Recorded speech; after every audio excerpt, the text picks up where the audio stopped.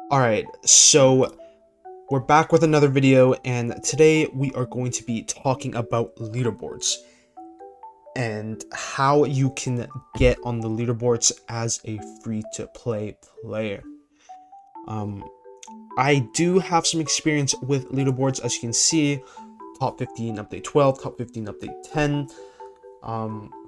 I also used to have worse units than I do now in update 10, and I still managed to get in top 50. Like, I only had like one unique I could bring since all my other uniques were trash. But yeah, so I've done a good amount of uniques, but uniques is so like leaderboards is so frustrating.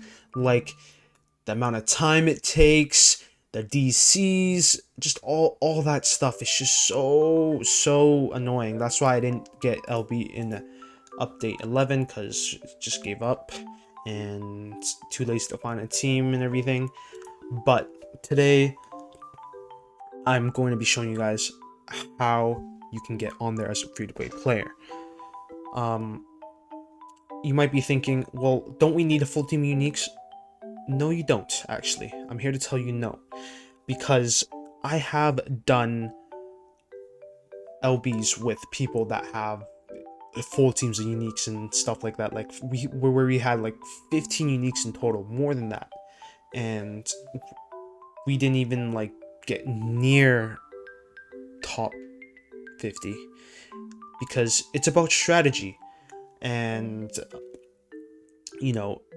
without strategy, like even with all of the uniques, all the best uniques in the game, you cannot get top 50 if you don't have any idea what support units to bring or anything like that. Support units matter just as much as damage units, if not more. So that's what we're going to be talking about.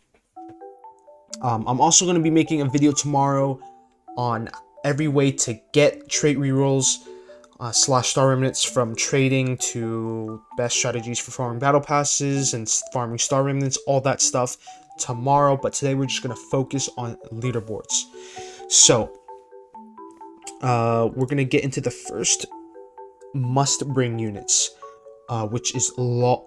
The first one being Law. Law is a new unit, but he is definitely a must bring because his shambles abilities is very useful for bosses to teleport them back, especially the very fast ones. So Law is a must bring. You also need some sort of slow unit, whether it's Amelia or Yoshina, preferably Peruna if you are doing a map with heavy air units like Clover Kingdom or Hero City, or the newer maps that have really strong air units. You will also need a time stop. So usually, if you have a teammate with unique Dio, you do not need to worry about this. But if your teammate does not have unique Dio, or no one has unique Dio, honestly, a regular deal would work because this time stop is really good for bosses. But if you guys don't even have deal at all, there's nothing to worry about, because we have Homura, which is the next best time stop, in my opinion.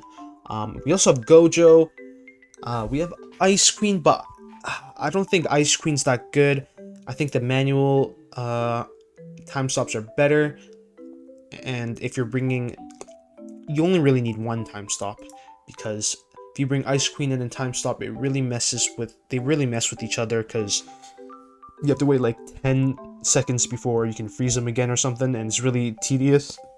So only bring one time stop, and then you obviously need to bring your buffs like Wendy and Erwin, and then Sukuna for that permanent 20% physical buff, and then you need Megu and Merlin for your magic buff.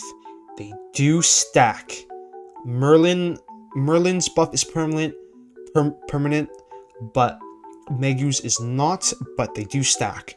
So you want to place your Megu near your units, and it will do a 60% magic buff, which is really good for units like Aizen and all your magic units. You also need Diavolo for Aaron, obviously, because his ability does do like a map, like makes enemies take 50% more damage or something like that. I'm pretty sure it's 50% for like 8 seconds, so you have to time it with Aaron. And then Tatsumaki for the pushback, obviously the best pushback that we have in the game. And yeah, those are the must-bring units that I can think of. Let me know if I missed any. But we're gonna go on to the units that you bring if you have space, like Brooke and Sakura. Those are a little more important. But if you don't have space for these are kind of okay to leave out. They are really good for giving buffs, obviously. Brooke with the 15% and Sakura with the 10%. But these are not as important as the other ones. So, yeah. And the even less important ones like Kisuke, Lulu, and Gother. Yeah, those really aren't that important. Kisuke only does SPA deduction and range buff, and Lulu and Gother, if you have Tatsumaki, you don't really need them. Because, I mean, if you have an extra slot, you could bring one of those. But yeah, not too important. And yeah, that's about it for the support units. We're gonna move straight into the damage units now. Alright, so moving on to the damage units. Assuming you have unique Aaron, we're just gonna assume in this situation that you have unique Aaron and your other teammates do not have unique Aaron. You got him off of a lucky, Star Remnants. You got it for free. Nothing paid here. But that's the only unique you have. And then let's say you have Pride. Maybe you have Divine Pride. Maybe you got lucky with some Battle Pass rules. Let's say you have Divine Pride. This is what I would bring. And then the rest of the slots, I would bring 4 support units if I have to. Unless other people are bringing support units and you have an extra slot for damage units, then bring Aizen probably. Or Tengen, whichever one you want to bring. Both are good, both are hybrid, both are circle AoE. Or you can just bring 4 support units. But yeah, that's ideally what I would bring. But let's say maybe you don't even have unique Aaron. Maybe you have a unique Pride instead. Then I would, replace Aaron for another support unit if you really need to, or just bring Aizen as another damage unit. Or maybe you don't have any uniques at all. Then, get someone else to bring unique Aaron, and then maybe just bring Aizen, Pride, and then 4 other support units. It's really about like what your team has. It's really all about that. Just having the main ground support units, and then figuring out what other DPS units you can bring. But mainly you want to go for hybrid units for damage. Like for damage units, you want to go for hybrid units like Pride, full circle AoE units. Aizen, Pride, and Tengen are the best so far. And yeah, just go for those units. Full circle AoEs. Those are usually the best for LBs. But I think I've given a pretty good basis on how to really create a good LB team with your teammates. If you follow those basic rules, like getting support units down and the important damage units down, from there you can add, your other uniques. Maybe you have, a unique Metal Knight you want to add, or other units that you can add. It really depends on your team. But yeah, we're going to be moving on to the maps next, and what maps I recommend. Alright, so now we are going to talk about the maps. So, it's going to be quick. Let me equip the unit real quick.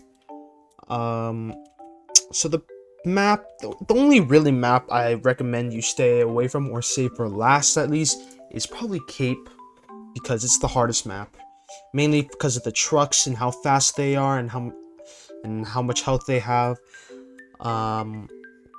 Don't mind the lag scripters, but yeah, other than the lag scripters, it is quite hard to get, up there. Obviously now with unique Usopp in the game, Cape is more doable now. So honestly, Cape's not that bad, but I would recommend doing all the other maps first, like Ghoul. It does take a long time, but it shouldn't be too hard, as long as you have Shigaraki and Usopp and Eren for Ayato, the very fast boss. You should be good. And yeah, all the other ones are honestly pretty easy. The only thing about Clover Kingdom is it has really strong air units, so be sure to bring good air units. But that shouldn't be a problem, again, because there is a lot of hybrid units like Pride, Aizen, and Tengen, and, Metal Knight and all that. But they do have a boss in there that is strictly air. So yeah, bring as many air units as you can. And, obviously Magic Town is known for its ice units, so definitely bring your fire units like Itachi and Pride. Definitely you want every single person with Pride in this map, definitely. I mean, you want Pride in every map, like you want every person with Pride on every map, but definitely on this map is very important. And yeah, that's about it for the maps. I don't want to get in too much detail for the maps for now, because they're really specific and it really depends on your team, and that'll take a long time to explain each map. But let me know in the future if you guys want me to go in like an in-depth LB map, look in-depth, I don't know, tutorial guides or whatever. But honestly, the LB system is flawed, but this is what we have to work with for now. Hopefully they make changes in the future.